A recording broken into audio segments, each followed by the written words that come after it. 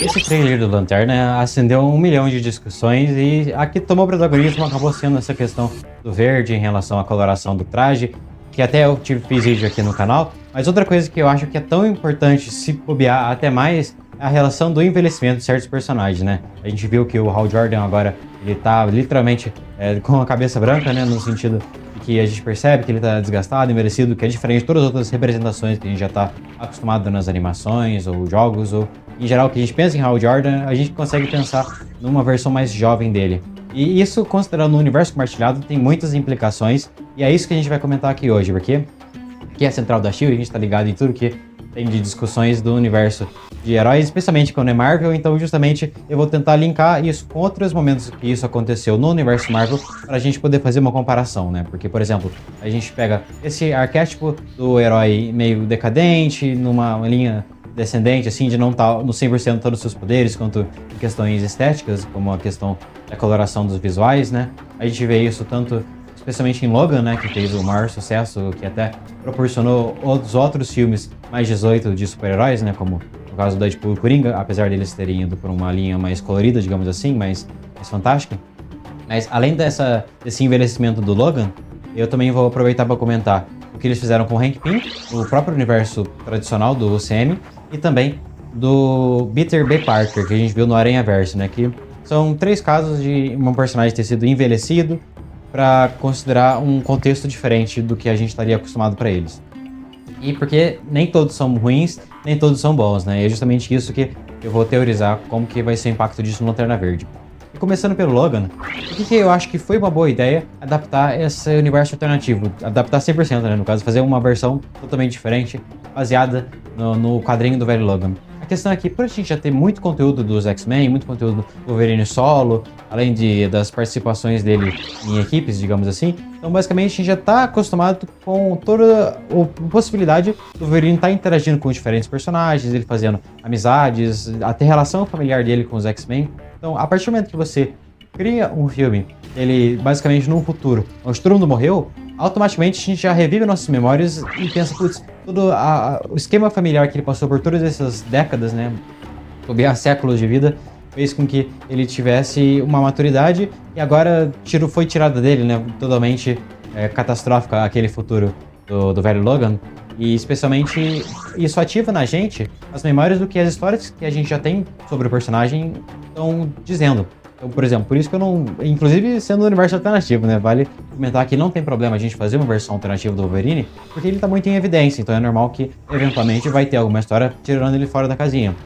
O que eu já não acho é a questão do Lanterna, porque considerando que ele só teve uma única adaptação em live action e que já foi uma péssima, super criticada adaptação, e já tem lá pelo menos uns 10 anos para mais, então eu acredito que possa ter sido um pouco arriscado já descartar o personagem nesse sentido, de deixar ele envelhecido com esse inclinado a passar o bastão para a nova geração, sendo representada pelo Jon Stewart, porque no fim das contas isso acaba desperdiçando muito do potencial do personagem, especialmente por se tratar de um universo cinematográfico da DC. Então, considerando as histórias futuras, como que seria a participação do Hal Jordan em arcos conhecidos, como por exemplo A Noite Mais Densa ou outras, aquela história em que ele tem todos os anéis ao mesmo tempo. Então, quando a gente pensa em Lanterna Verde de Hal Jordan, a gente já imagina histórias em que ele está no auge da vitalidade, tendo suas maiores aventuras mais difíceis, e não alguém uma reta decrescente, né? Seja em questões estéticas, psicológicas, porque é isso que ficou implícito para aquele trailer,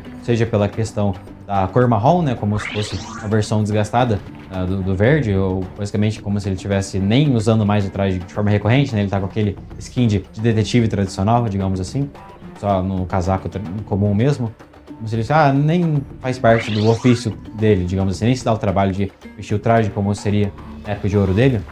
O que, inclusive, a gente pode fazer esse paralelo até com a questão do Homem-Formiga, né? Que eu comentei no outro vídeo, que eu acredito que, diferente do Logan, que foi sim um positivo, o Homem-Formiga, no caso do Hank Pym, eu já acho que foi uma versão negativa, porque considerar que ele já tá uma geração anterior a todos os Vingadores, em que foi agente da SHIELD, participava das suas missões, e que, basicamente, faz com que a participação dele tenha muito menos importância naquele universo. Então, basicamente, é como se ele não tivesse tido impacto nenhum. Era só um agente secreto que inventou as partículas PINs, que ninguém usava, até aí sim, na geração do Scott Lang, ele se tornasse popular, se tornasse um Vingador e, digamos assim, fizesse o nome do Homem-Formiga se perpetuar, digamos assim.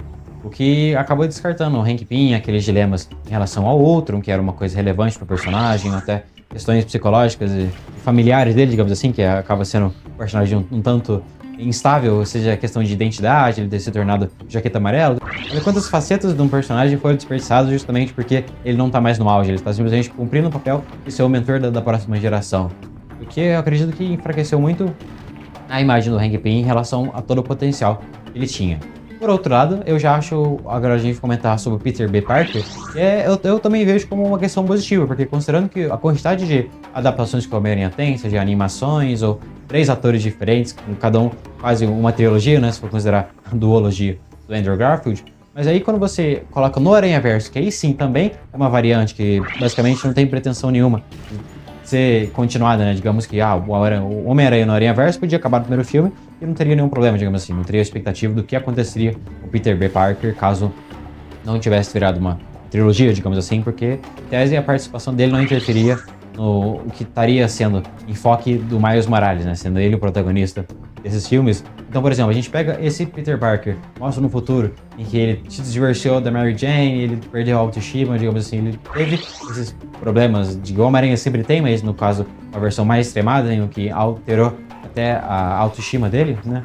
Então, eu acredito que também foi uma questão positiva, até como referência para o Miles. Então, aí sim, ele sendo o mentor da próxima geração, não é uma coisa que faz mal pro leitor, porque a gente já viu como que é o Homem-Aranha no auge, como que é o Homem-Aranha usando todos os seus poderes, tendo a sua autoestima no máximo, digamos assim. Então, uma vez ou outra, eles terem uma versão mais envelhecida de ele, digamos assim, não é tão problemático, apesar de ele não estar tão envelhecido até quanto nossos exemplos.